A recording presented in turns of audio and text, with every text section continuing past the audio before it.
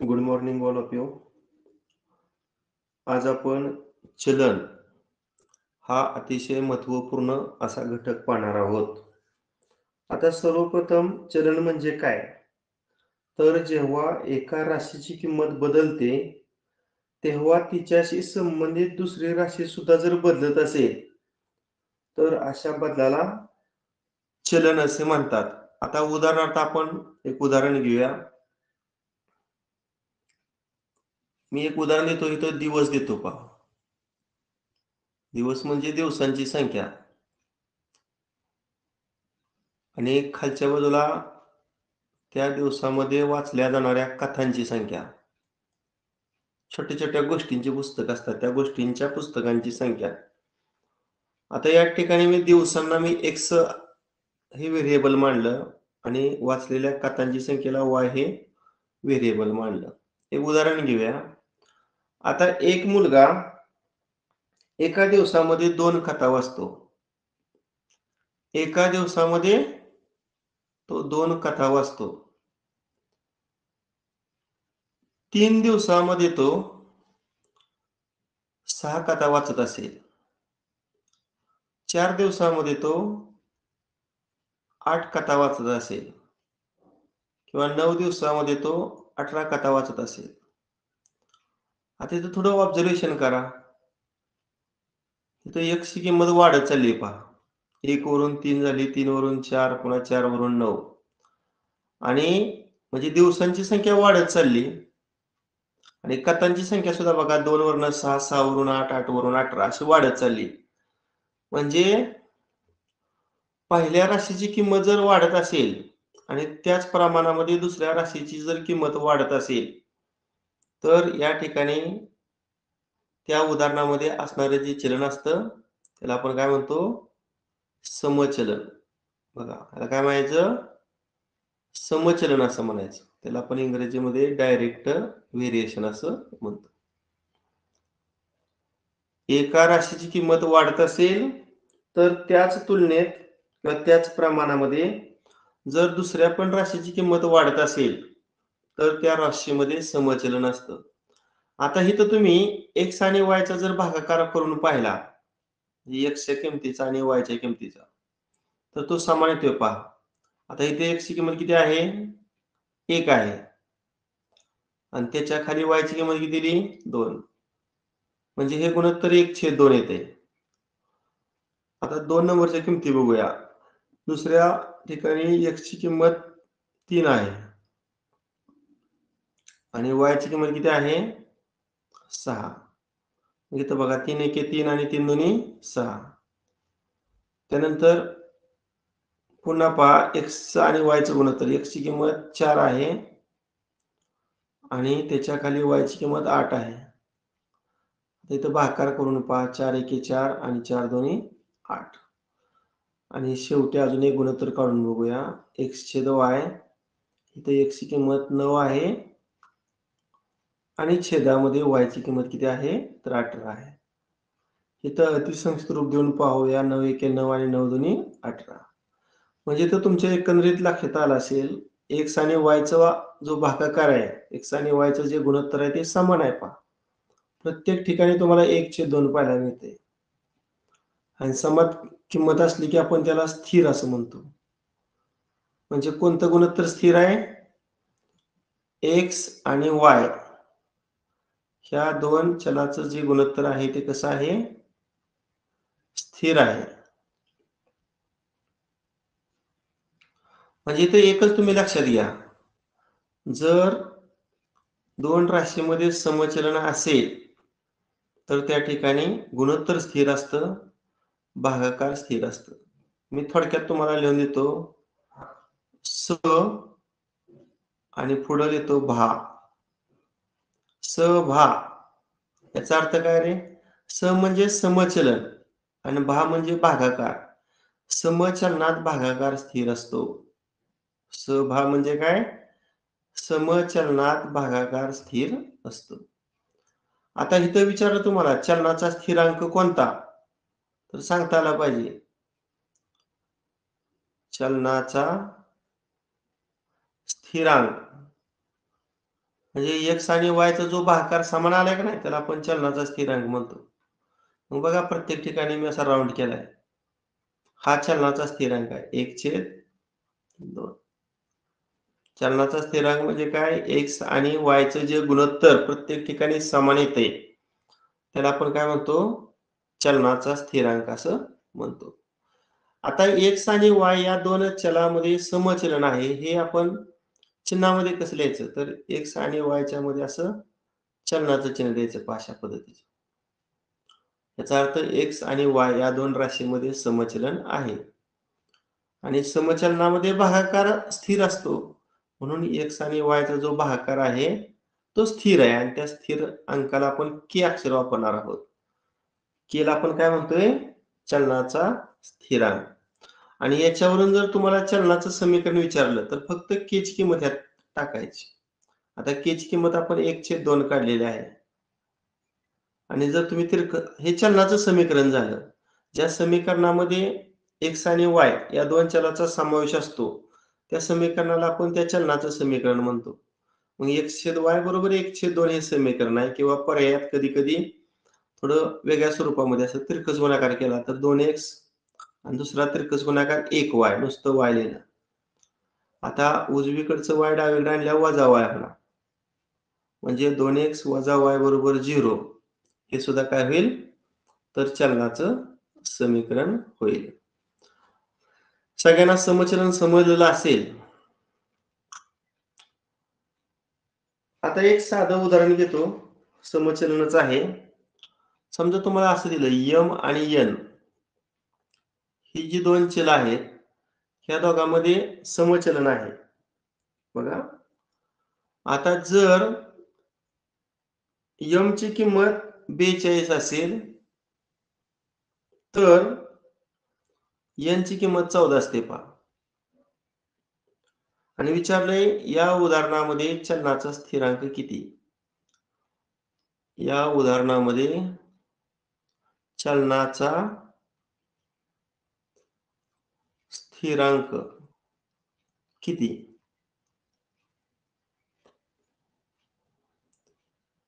आता इथं जे दिलंय ह्याच्यावर लक्ष देते आपल्या की या m आणि n या दोन चलामध्ये समचलन आहे. आणि समचलन असलं मी तुम्हाला मगाशी सांगितले समचलनाचा भागाकार स्थिर असतो. म्हणजे m ची किंमत आणि n ची किंमत यांचा जो भागाकार आहे तो स्थिर आहे आणि चलनाच्या स्थिरांकाला आपण के अक्षर वापरतोय. आता मग m ची किंमत जी दिलेली आहे ती आपण अंशामध्ये भरूया. m ची किंमत किती दिलेली आहे? 42. त्या अंशामध्ये भरूया. आणि त्याच वेळेस n ची किंमत किती दिलेली आहे? तर 14 ती छेदामध्ये भरूया. आणि या दोघांचा जर भागाकार केला तर के ची किंमत केलं पहा. 14 एके 14 आणि 14 त्रिक 42 म्हणजे के ची किंमत 3. इथे विचारलंय काय? चलनाचा स्थिरांक. चलनाचा स्थिरांक म्हणजेच के ची किंमत ती किती आली? 3. अशा पद्धतीनं दोन चलाच्या किमतींचा भागाकार करून तुम्ही चलनाचं समीकरण काढू शकता. आता आपण समचलनाचं उदाहरण पाहिलं. आता एक आपण व्यस्त चलनाचं उदाहरण पाहूया. आता उदाहरण घेतल्यानंतर तुमच्या लक्षात येईल. आता एका कारचा वेग हा ताशी दिलेला आहे. आता जो वेग आहे त्याला आपण x म्हणूया. आणि अंतर कापायला लागलेला जो वेळ आहे तो तासामध्ये दिलेला आहे आणि त्याला y मानूया. समजा आपण उदाहरण घेऊया ते जे अंतर आहे त्या दोन गावामधील किंवा त्या दोन ठिकाणामधील ते आपण 200 किलोमीटर घेऊया. किती घेऊया? 200 किलोमीटर घेऊया. आता एका गाडीचा वेग ताशी 20 किलोमीटर आहे. तर 200 अंतर कापायला त्या गाडीला 10 तास वेळ लागतो. पुन्हा गाडीचा वेग जर 25 असेल तर 200 किलोमीटर अंतर कापायला त्या गाडीला 8 तास वेळ लागतो.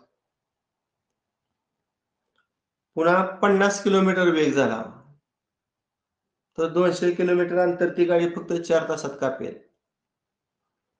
आणि 100 किलोमीटर जर त्या गाडीचा वेग असेल, तर 2 तासातच या ठिकाणी त्या 2 ठिकाणातील अंतर ती गाडी कापेल. असं जे उदाहरण आहे, आता इथं तुमच्या लक्षात पण आलं असेल बऱ्याच जणांच्या. इथं एक्सची किंमत आणि वायची किंमत यांचा जर तुम्ही गुणाकार केला, तर बघा इथं एक्सची किंमत किती आली? 20 आणि गुणिले इथं वायची किंमत किती आली? 10. आता हा गुणाकार केला तर 200 येते. म्हणजे वेग आणि वेळेचा गुणाकार अंतर हे सूत्र आलं इथं थोडक्यात. आता दुसऱ्या किमतीसाठी एक्स आणि वायची किंमत काढूया किंवा ह्या दोघांचा गुणाकार करूया. एक्सची किंमत 25 गुणिले वायची किंमत 8.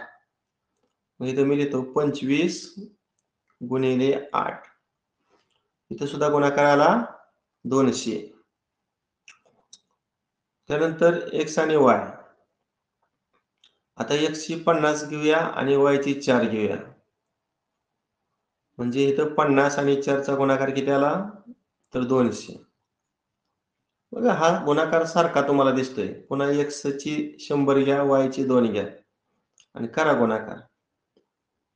एक्स आणि वायचा गुणाकार म्हणजे 100 गुणिले 2 200.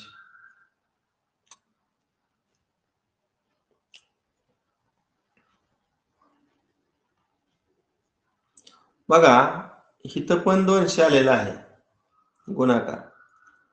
इथं पण गुणाकार किती आलेला आहे? 200. प्रत्येक ठिकाणी गुणाकार हा सारखा आलेला आहे पहा. म्हणजे आपण याला काय म्हणू शकतो? एक्स आणि वायचा जो गुणाकार आहे तो समान आहे. त्याला आपण चलनाचा स्थिरांक म्हणतो. त्याला के अक्षर वापरूया. मग आता इथं एक लक्षात येईल तुमच्या, इथं किंमत काय होत गेली रे? वेग 20 वरनं 25 म्हणजे वाढला. 25चा 50 वाढला. 50चा 100 म्हणजे वाढला.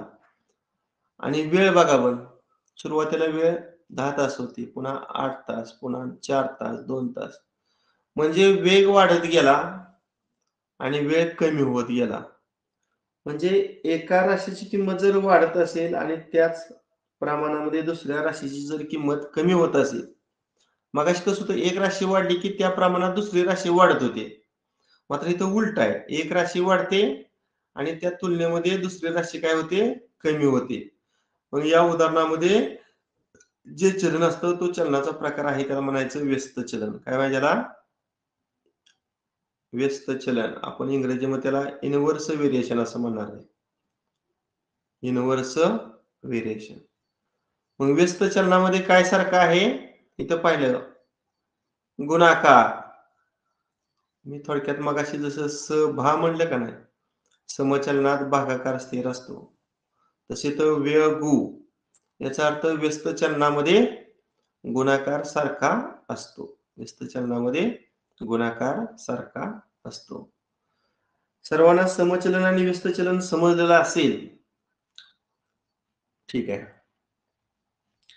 आता आपण प्रत्यक्ष उदाहरणं घ्यायला सुरुवात करूया.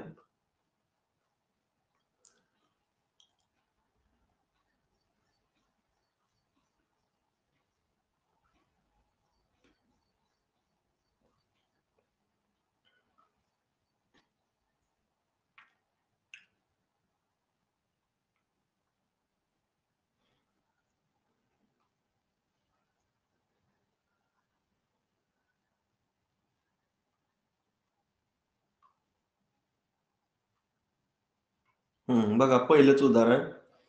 18 मजुरांना एक काम करण्यास 15 दिवस लागतात, तर तेच काम 6 मजूर किती दिवसात पूर्ण करतील? आता पहिल्यांदा चलनाचा प्रकार ओळखायचा बरं का. मजुरांची संख्या वाढवली की काम पूर्ण करण्यास लागणारे दिवस कमी होणार. मजुरांची संख्या वाढवली. एक उदाहरण घेऊया मजुरांची संख्या आणि काम पूर्ण करण्यास लागणारे दिवस याचं.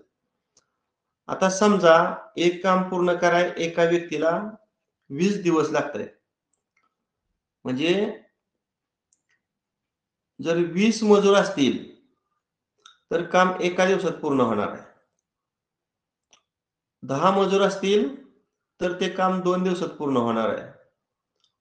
5 मजूर असतील तर ते काम 4 दिवसात पूर्ण होणार आहे. 4 मजूर असतील तर ते काम 5 दिवसात पूर्ण होणार आहे. 2 मजूर असतील तर ते काम 10 दिवसात पूर्ण होणार आहे. आणि एकच मजूर असेल तर ते काम 20 दिवसात पूर्ण होणार आहे. म्हणजे हे जे वर आहे ते काय आहे? वर आहे ती मजुरांची संख्या आहे. आणि खाली आहे ते काम पूर्ण करण्यास लागणारे दिवस आहेत. आता मजुरांची संख्येला जर आपण x अक्षर मानलं आणि काम पूर्ण करण्यास लागणारे दिवस जर x मानला, आता इथं बघा मजुरांची जी संख्या आहे ती कमी कमी होत गेली आणि ते काम पूर्ण करायला लागणारे दिवस काय होत गेलं? वाढत गेलं.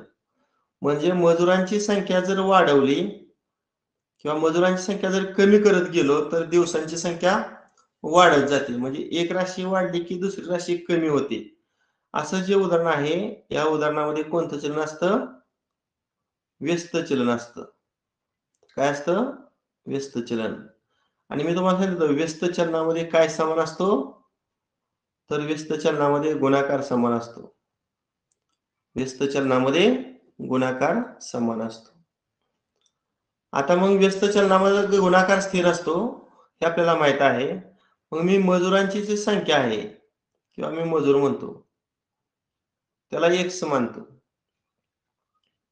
आणि काम पूर्ण करण्यास लागणारे जे दिवस आहेत, काम पूर्ण करण्यास लागणारे जे दिवस आहेत ते दिवसांना y मानतो.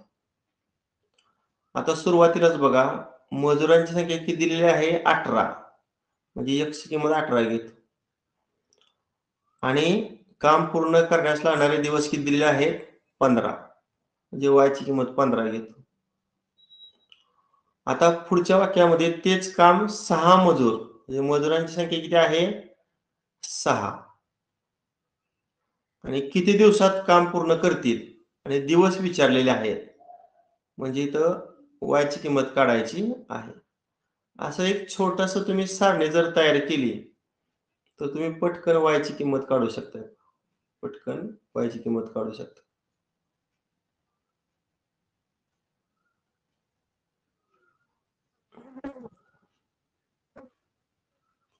मजुरांची संख्या आणि काम पूर्ण करण्यास लागणारे दिवस याच्याशी संबंधित आपण एक सारणी तयार केलेली आहे. आता मी तुम्हाला सांगितलं x आणि y मजुरांची संख्या जर कमी करत गेलो तर काम पूर्ण करण्यास लागणारे दिवस वाढणार. म्हणजे ह्याच्यात व्यस्त चलन आहे. आणि व्यस्त चलन लिहिताना कसं लिहायचं मगाशी सांगायचं आपलं राहिलं. चलनाचं चिन्ह आहे फक्त y आहे ते y न लिहिता 1/y असं लिहायचं. म्हणजे याचं वाचन करताना x आणि y या दोन चलामध्ये व्यस्त चलन आहे. आणि मगाशी सांगितलं व्यगु म्हणजे व्यस्त चलनामध्ये काय असतो? तर गुणाकार समान असतो. म्हणजे x आणि y चा जो गुणाकार आहे तो स्थिर असणार आहे. त्याला आपण स्थिरांकाला k म्हणतो. आता हे एवढं लिहायची गरज नाही कच्चं काम म्हणून. सरळ काय करा? मजुरांची संख्या 18 गुणिले दिवस पूर्ण करायला लागणारे दिवस, काम पूर्ण करण्यास लागणारे दिवस 15. ह्या दोघांचा गुणाकार डाव्या साईडला आल्या. आता उजव्या साईडला दुसऱ्या वाक्यावरून मजुरांची संख्या 6 आणि काम पूर्ण करायला लागणारे दिवस y मानूया. म्हणजे 6 गुणिले y. आता गुणिले 6 डावीकडे आल्यानंतर भागिले होणार. म्हणजे 18 गुणिले 15 आणि हे 6 छेदत जाणार. इकडे काय राहिलं? फक्त y राहिलं. मग आता हा संक्षिप्त रूप देऊया. 6 एके 6 आणि 6 त्रिक 18 आणि मग 3 आणि 15चा गुणाकार करा. 15 त्रिक 45. म्हणजे 6 मजूर ते काम किती दिवसात पूर्ण करतील? तर 45 दिवसात पूर्ण करतील. म्हणून याचं उत्तर पर्याय क्रमांक 4 हे आहे. तुम्हाला फक्त चलनाचा प्रकार या ठिकाणी ओळखता येणं गरजेचं आहे. आता प्रश्न दुसरा, m आणि n यांच्यामध्ये व्यस्त चलन आहे. व्यस्त चलन असलेलं ह्याचं कसं पहा? m आणि n यांच्यामध्ये व्यस्त चलन आहे. व्यस्त चलन असलं की 1/n लिहायचं. दुसरं जे चल आहे ते छेदामध्ये आणि अंशामध्ये 1 या पद्धतीने लिहायचं. आणि तुम्हाला सांगितले व्यस्त चलनामध्ये गुणाकार स्थिर असतो. मग m आणि n चा जो गुणाकार आहे तो स्थिर असणार आहे. m आणि n चा गुणाकार कसा असणार आहे? स्थिर असणार आहे. मग आपण किंमत टाकूया. m ची किंमत किती दिलेली आहे? 30. मग इथे m च्या ठिकाणी 30 टाकतो.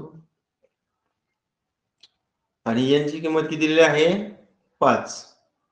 इथे n च्या ठिकाणी 5 टाकतो. आणि 30 आणि 5 चा गुणाकार किती? 150. ही झाली k ची किंमत बरं का. ही कोणाची किंमत झाली? k ची.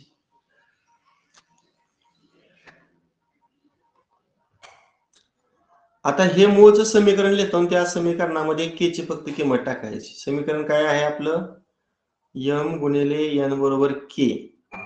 आणि तिथे k ची किंमत किती ठेवूया? 150. m गुणिले n आपण mn असं लिहू शकतो. म्हणजे mn बरोबर 150 हे झालं चलनाचं समीकरण. म्हणजे याचं उत्तर पर्याय क्रमांक किती आहे? 2 आहे.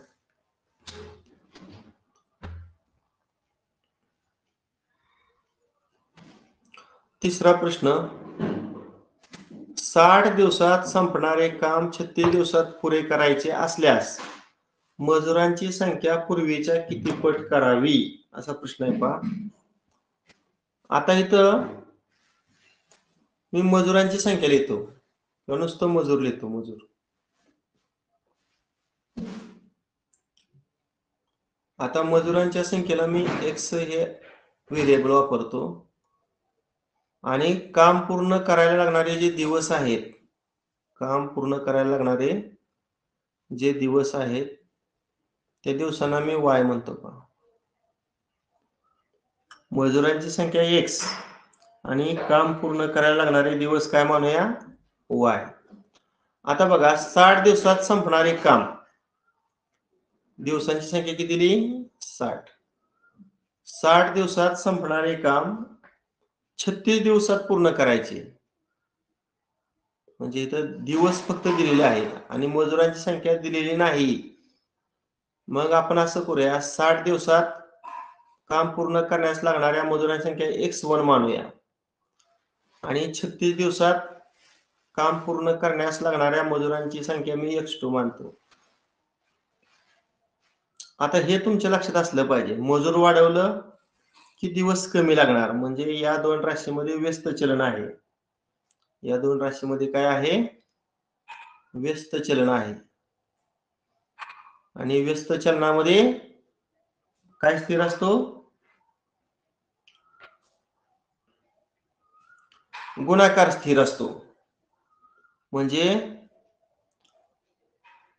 x1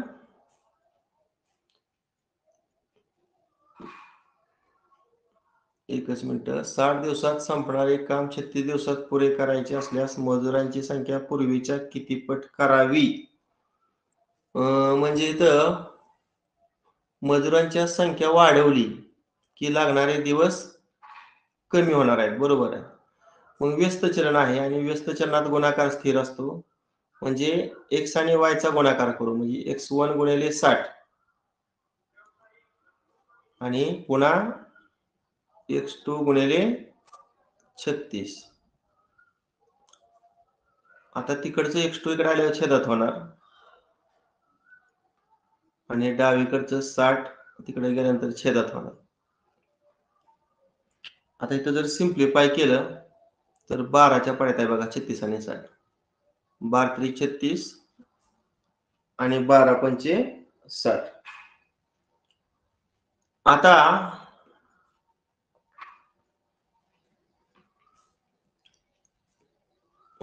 3/5 जर डावीकडे घेतलं तर त्याचा गुणाकार होईल. म्हणजे 3/5 उलट होणार 5/3 आणि x1 आणि इकडे जे x2 छेदात आहे ते तिकडे गेल्या अंशात होणार. मग बघा x2 म्हणजे काय आहे? तर 36 दिवसामध्ये लागणाऱ्या मजुरांची संख्या. आणि x1 म्हणजे काय आहे, तर 60 दिवसामध्ये काम पूर्ण करण्यासाठी लागणाऱ्या मजुरांची संख्या. म्हणजे 36 दिवसामध्ये जर काम पूर्ण करायचं असतील, तर 60 दिवसामध्ये काम पूर्ण करायला लागणाऱ्या मजुरांच्या संख्येपेक्षा 5/3 पट जास्त करायला लागणार. मग 5/3 म्हणजे याचं उत्तर पर्याय क्रमांक किती येते? 4 मध्ये येते बघा. पर्याय क्रमांक 4 मध्ये येते. पुढचा प्रश्न क्रमांक 4. x हे y च्या समचलनात बदलते. म्हणजे x आणि y या दोन चलामध्ये समचलन आहे पहा. आणि मी तुम्हाला सांगितले समचलनात भागाकार स्थिर असतो. म्हणजे x आणि y ह्या दोघांचा जो भागाकार आहे तो स्थिर असणार आहे k. आणि मग k ची किंमत काढण्यासाठी x ची किंमत आपण 35 भरूया. अंशामध्ये 35 आणि छेदामध्ये y ची किंमत किती भरूया? 14 भरूया. आता 7च्या पाड्यातील ह्या दोन संख्या आहेत म्हणजे 7×5 35 आणि खाली 7×2 14. ही झाली k ची किंमत. आता फक्त आपलं नेहमीचं समीकरण काय आहे? x/y बरोबर k. आता इथे k ची किंमत फक्त मी 5/2 भरतो पहा. आता तिरकस गुणाकार केला तर पहिला तिरकस गुणाकार 2x आणि दुसरा तिरकस गुणाकार केला तर तो काय येणार आहे 5y. आणि 2x बरोबर 5y. बघा आहे का पर्याय? पर्याय क्रमांक 1च आहे. हे झालं चलनाचं समीकरण. आता प्रश्न 5वा पहा. एक काम पूर्ण करण्यासाठी A ला 12 दिवस लागतात, तर B ला 20 दिवस लागतात. दोघांनी मिळून ते काम 3 दिवस केल्यानंतर एक काम सोडून निघून जातो, तर राहिलेले काम पूर्ण करण्यासाठी B ला किती दिवस लागतील? आता पहिलं वाक्य व्यवस्थित वाचा. एक काम पूर्ण करण्यासाठी A ला 12 दिवस लागतात. बघा, एक काम पूर्ण करण्यासाठी A ला 12 दिवस लागतात. आता A हे एका व्यक्तीचं नाव आहे. Aच एका दिवसाचं काम मला सांगा किती होईल?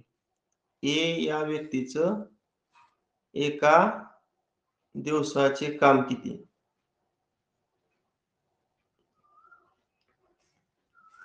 A या व्यक्तीचं एका दिवसाचे काम किती?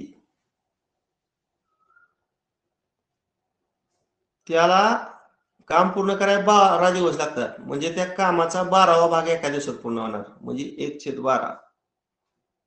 बघा, Aच एका दिवसाचं काम आलं 1/12.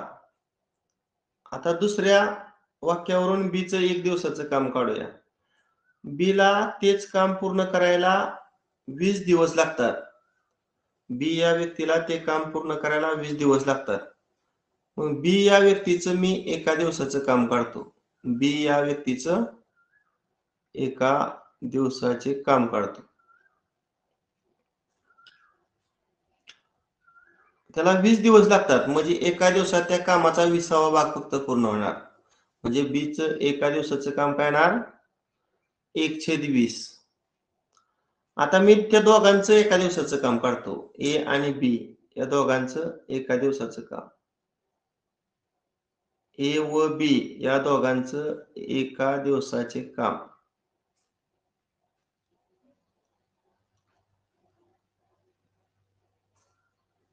आता आपण वर पाहिलंय Aचं एका दिवसाचं काम किती आलं? 1/12.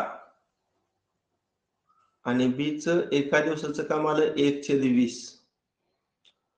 आता हे जर सोडवलं तर याचं उत्तर आपल्याला येऊ शकते पहा.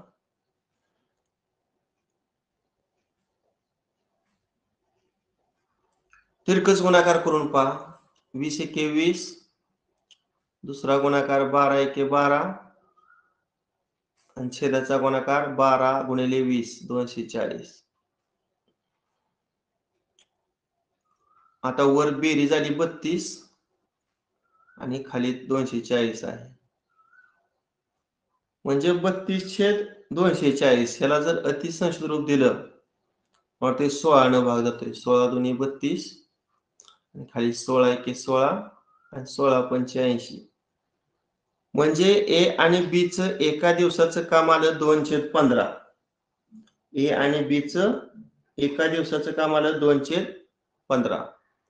आता पुढचं वाक्य पहा, दोघांनी मिळून हे काम 3 दिवस पूर्ण केले.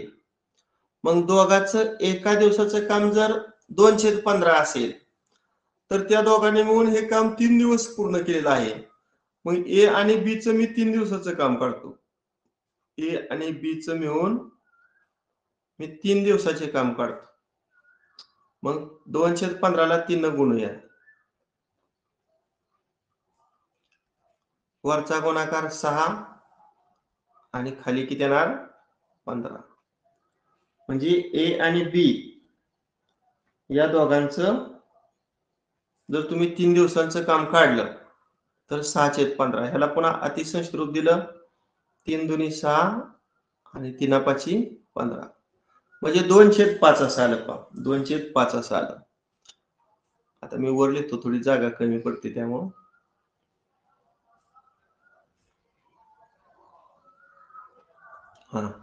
ए आणि बी या दोघांचं 3 दिवसाचं काम किती काढलं 2/3. आता पुढचं वाक्य पहा, 3 दिवस काम केल्यानंतर एक काम सोडून गेला. ए ही व्यक्ती काम सोडून निघून गेली. मग ए काम सोडून गेल्यानंतर राहिलेलं काम काढूया. आता त्या दोघांना 2/5 काम पूर्ण केलेलं आहे. 3 दिवसामध्ये त्या दोघांनी 2/5 काम पूर्ण केलेलं आहे. मग पूर्ण काम आहे ते 1 समजूया. मग त्या 1 मधून जर 2/5 वजा केलं तर राहिलेलं काम निघेल. तिरकस गुणाकार करा. 5 दुसरा तिरकस गुणाकार 2 आणि भागिले 5. किती उरलं? वर 3 आणि खाली 5.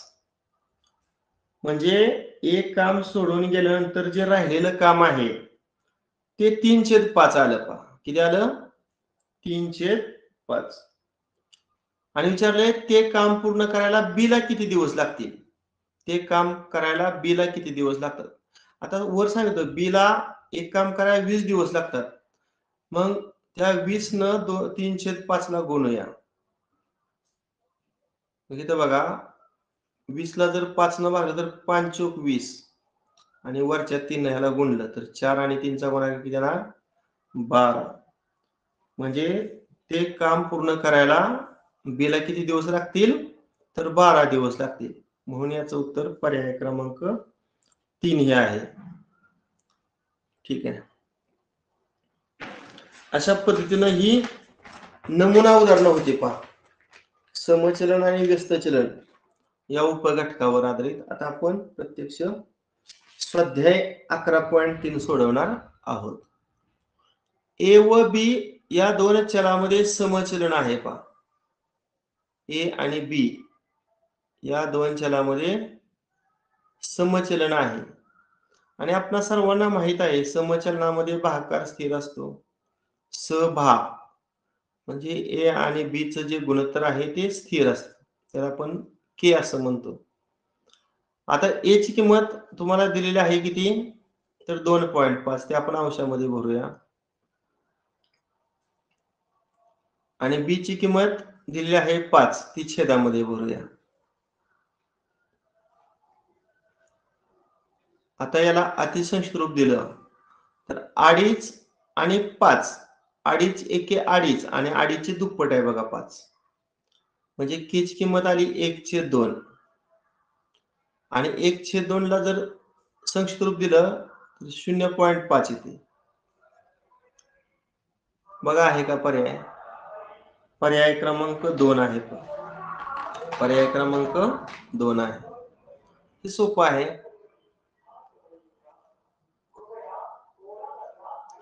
प्रश्न दुसरा, 5 मीटर लांबीच्या तारेची किंमत 80 रुपये आहे तर 1 डेसिमीटर लांबीच्या तारेची किंमत किती.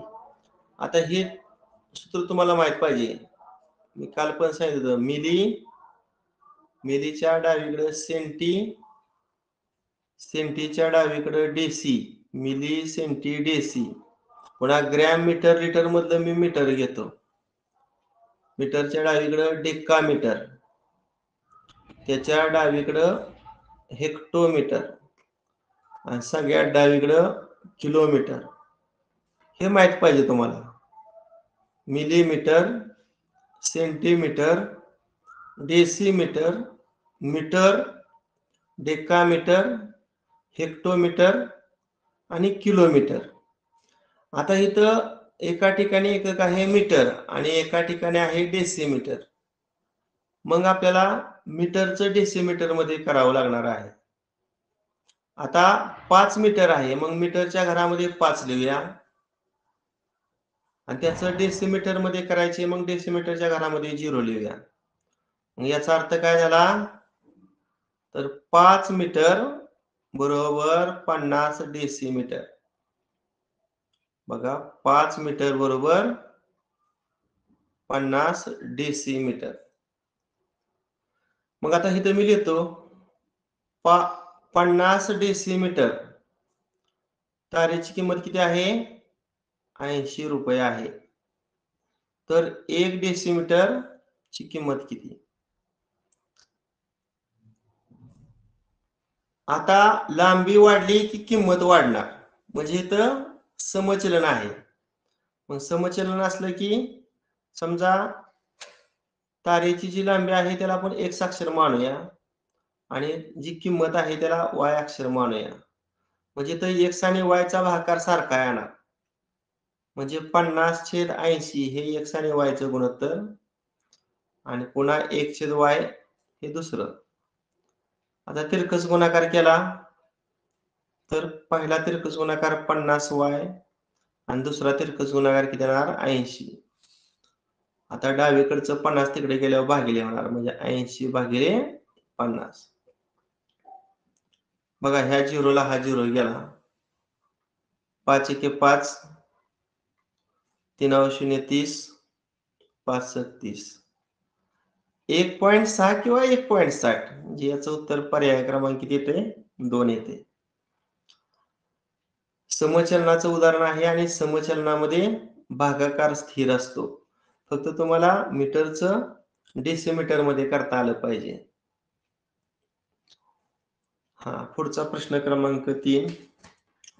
एक मोटार ताशी 40 किमी वेगाने सकाळी 5 वाजता एका ठिकाणाहून निघाली. त्यानंतर बरोबर 2 तासांनी दुसरी मोटार त्याच दिशेनं व त्याच ठिकाणावरून पहिल्याच्या दीडपट वेगाने निघाली. तर त्या दोन्ही मोटारींची भेट किती वाजता होईल. आता बघा, पहिली जी मोटार आहे त्याला आपण नाव देऊया ए मोटार आणि दुसरी जी मोटार आहे त्या मोटारला आपण नाव देऊया बी मोटार. आता पहिली मोटार सकाळी पहाटे 5 वाजता निघाली. बघा, किती वाजता निघाली, 5 वाजता निघालेली आहे.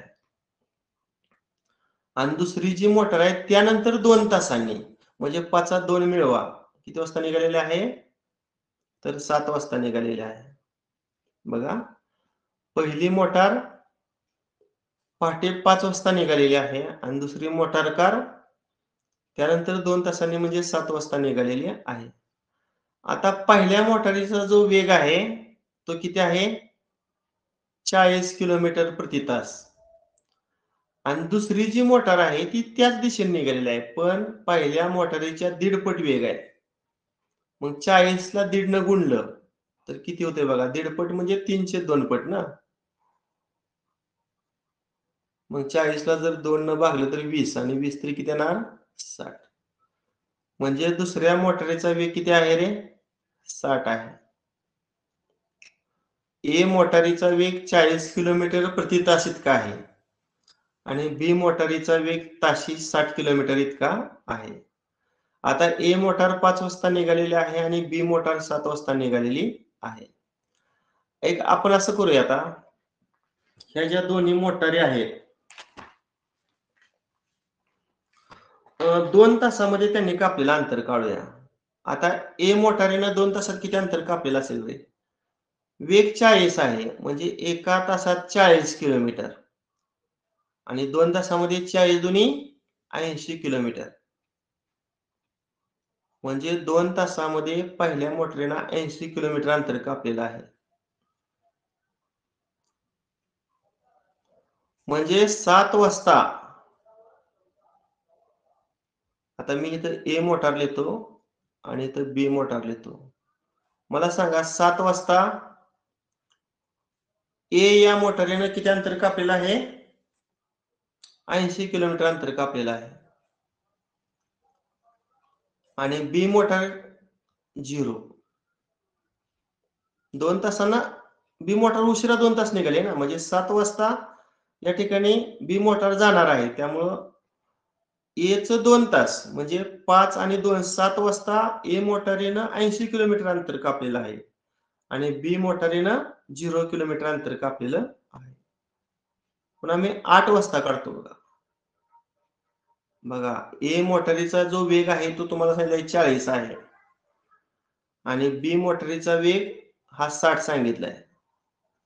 हा, आता एका तासामध्ये ए मोटार 40 किलोमीटर अंतर कापते, म्हणजे 80 आणि 40 120 किलोमीटर झाला. 8 वाजता ए मोटरीने 120 किलोमीटर अंतर कापलं आणि बी मोटरीनं 60 किलोमीटर अंतर कापलं. आता 9 वाजता बघूया. 9 वाजता ए मोटरीने पुन्हा 40 मिळवायचं. 120 मध्ये 40 मिळवलं किती येणार? 160 येणार. आणि बी मोटारीचा वेग 60 आहे, म्हणजे 60 आणि 60 किती येणार? 120 येणार. 9 वाजता या दोघांचं अंतर झालं. आता 10 वाजता बघूया. 160 मध्ये 40 मिळवलं 200 झालं आणि 120 मध्ये 60 मिळवलं की झालं 180 झालं.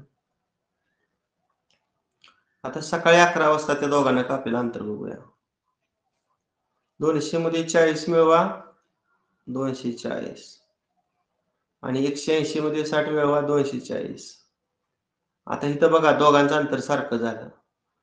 म्हणजे ज्यावेळेस त्या दोन मोटारी प्रत्येकी 240 किलोमीटर अंतर कापतात, तेव्हा त्या दोन मोटारी एकमेकांना भेटणार आहेत. मग किती वाजता ह्या दोन मोटारी एकमेकांना भेटल्या? सकाळी 11 वाजता. मग सकाळी 11 वाजता पर्याय बघा, पर्याय क्रमांक किती आहे? तर 2 आहे. अशा पद्धतीनं त्या दोन मोटारी किती वाजता भेटतायत हे आपण काढू शकतो. त्यानंतर पुढचा प्रश्न आहे 14. एका विद्यार्थी वसतिगृहातील 20 विद्यार्थ्यांना 10 दिवसांचा खर्च रुपये 5,000 होतो, तर त्याच वसतिगृहातील 32 विद्यार्थ्यांचा 7 दिवसांचा खर्च किती होईल? आता मी तर एका विद्यार्थ्याचा खर्च लिहितो. एका विद्यार्थ्याचा खर्च लिहितो. आता एकूण खर्च किती दिला इथे तुम्हाला बघा? 5,000. एकूण खर्च मी अंशामध्ये लिहितो 5,000.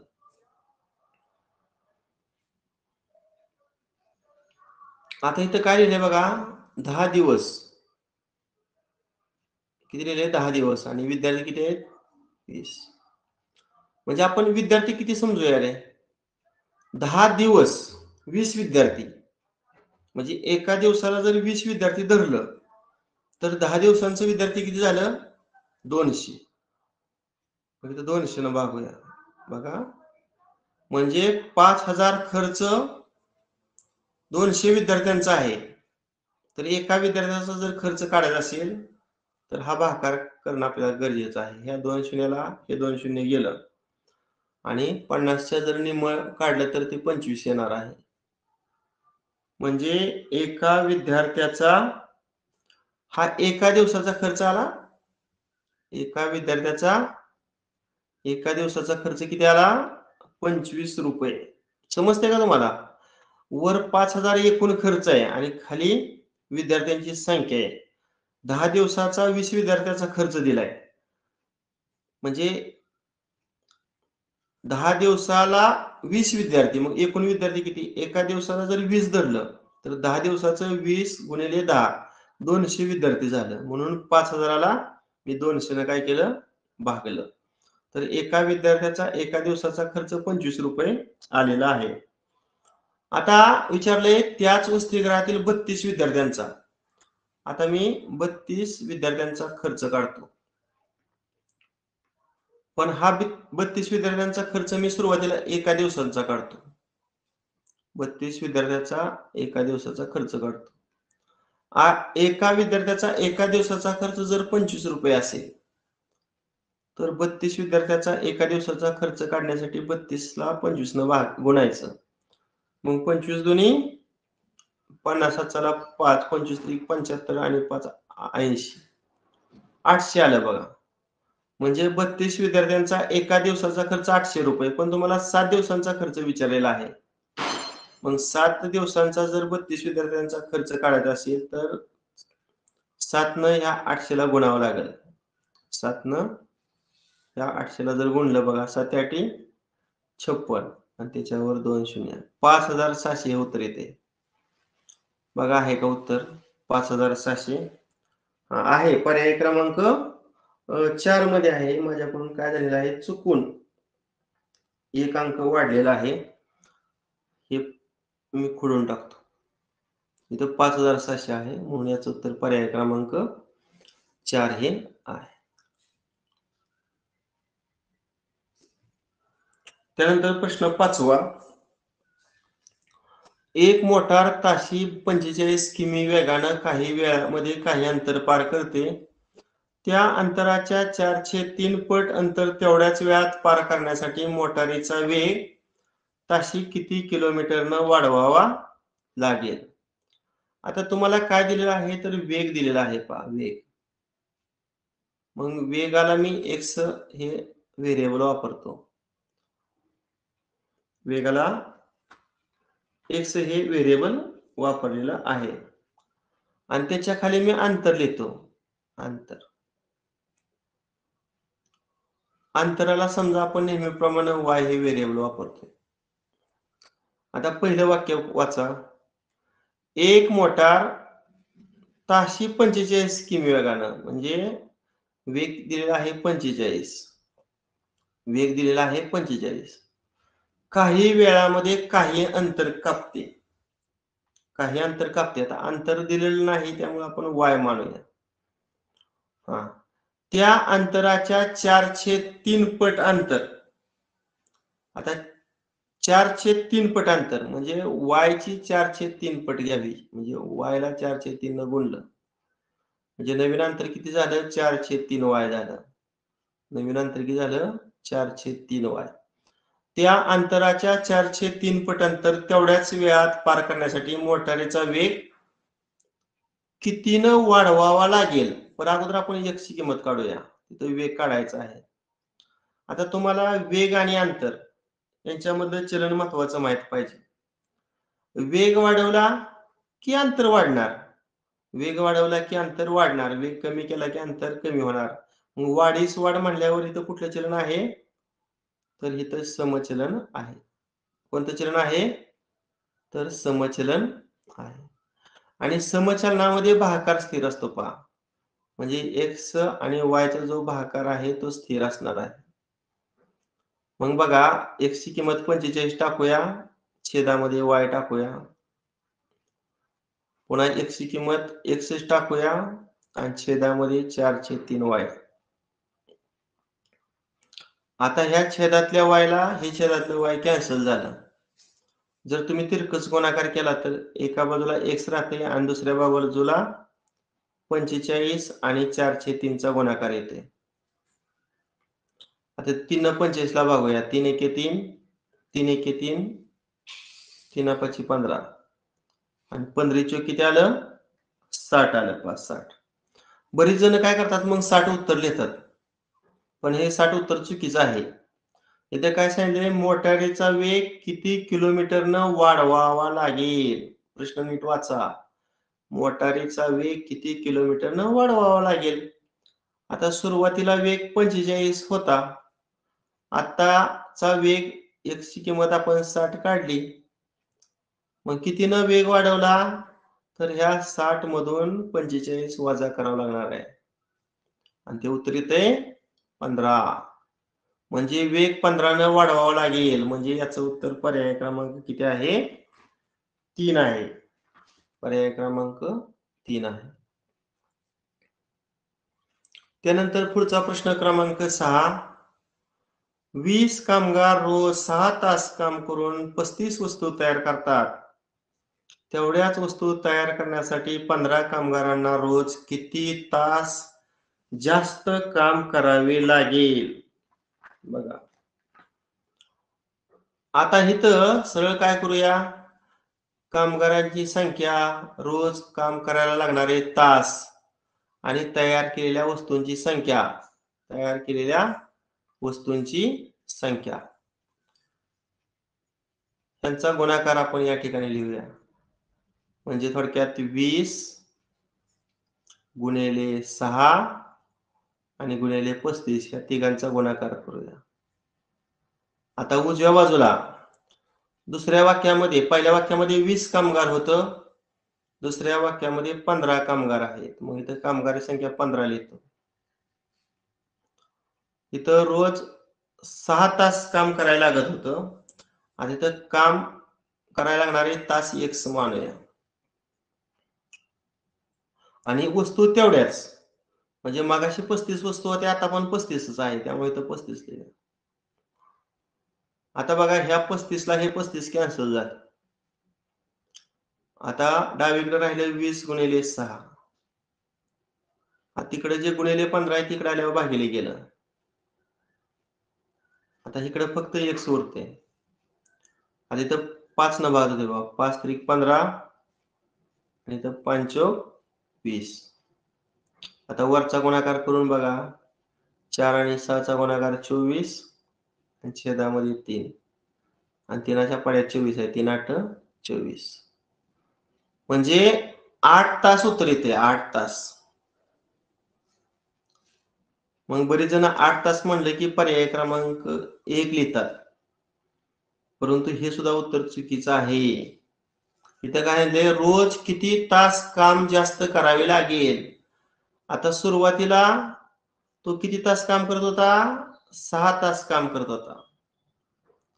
आणि आता नवीन तास किती आहे? तो 8 तास काम करतोय. विचारले रोज किती तास जास्त काम करावे लागेल? मग जादाचे तास म्हटल्यानंतर आपल्याला वजाबाकी करावी लागणार. या 8 मधून 6 वजा करावे लागणार, म्हणजे 2 तास. म्हणजे 15 कामगारांना रोज 2 तास काम जास्त करावे लागेल. म्हणून याचं उत्तर पर्याय क्रमांक 3 हे आहे. बघा, अशी फसवी उदाहरणं असतात समचलन आणि व्यस्त चलनामध्ये. आणि शेवटचा प्रश्न आहे, ताशी 45 किमी वेगानं जाणारी एक मोटारसायकल एक पूल 20 सेकंदात पार करते, तर त्या पुलाची लांबी किती? आता इथं मोटारसायकल दिले म्हणून ठीक आहे. जर तुम्हाला आगगाडी दिली असती तर अंतर काढण्यासाठी काय करावं लागलं असतं? आगगाडीची लांबी आणि पुलाची लांबी यांची बेरीज करावी लागली असती. आता मोटारसायकल ही लांबीनं फार कमी असते, त्यामुळे मोटारसायकलची लांबी फक्त विचारात घ्यायची नाही. अंतर काढताना फक्त पुलाची लांबी विचारात घ्यायची. अंतर काढताना काय करायचं? पुलाची लांबी विचारात घ्यायची. आगगाडी असती तर पुलाच्या लांबीमध्ये आगगाडीची लांबी आपण ऍड केली असती, मिळवली असती. अंतर म्हणजे पुलाची लांबी आणि हे आपल्याला काढायची.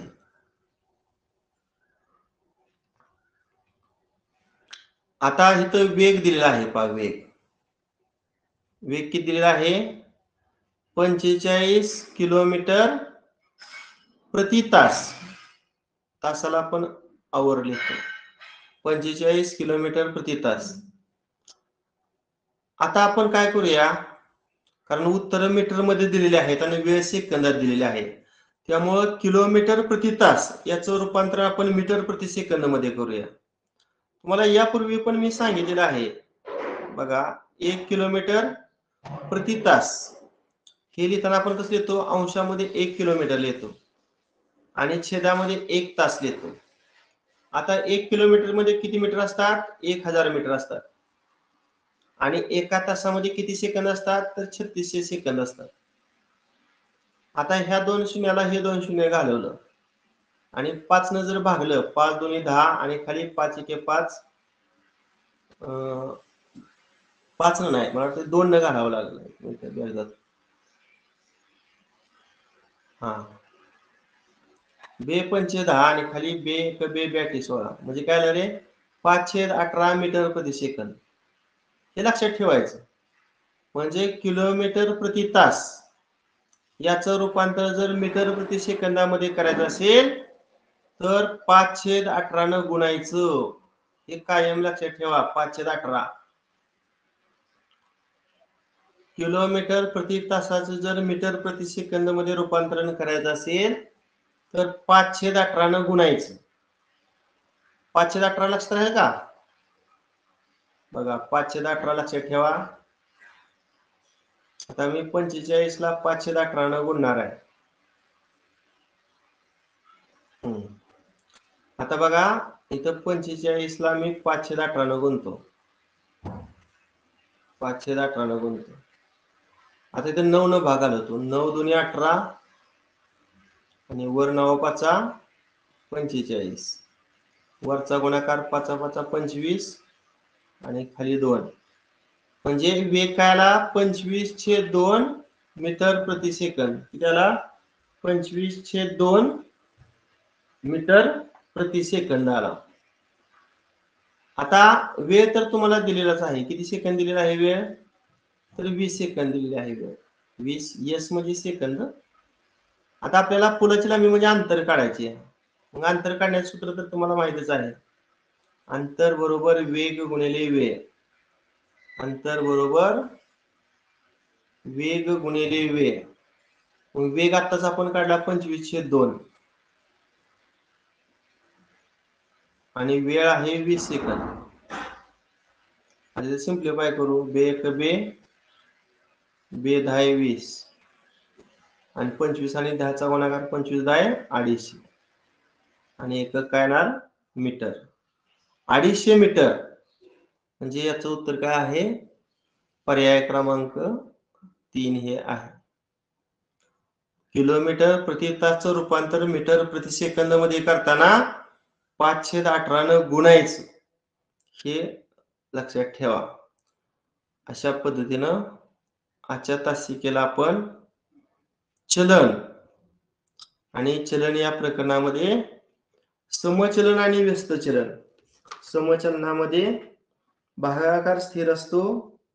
व्यस्त चलनामध्ये गुणाकार स्थिर असतो. समचलनात एका राशीची किंमत जर वाढली तर त्याच पटीमध्ये दुसऱ्या राशीची किंमत वाढते. व्यस्त चलनामध्ये एका राशीची जर किंमत वाढत असेल तर दुसऱ्या राशीची किंमत कमी होते. हे आपण पाहिलं आणि त्याच्यावर आधारित नमुना 5 उदाहरणे आणि स्वाध्याय 11.3 मधील 7 उदाहरणं पाहिलेली आहेत. ज्यांना समजलं नसेल त्यांनी व्हिडिओ पुन्हा मी युट्यूबचा टाकतो त्यावेळेस तुम्ही ते पाहू शकता. सर्वांना समजले का बऱ्यापैकी?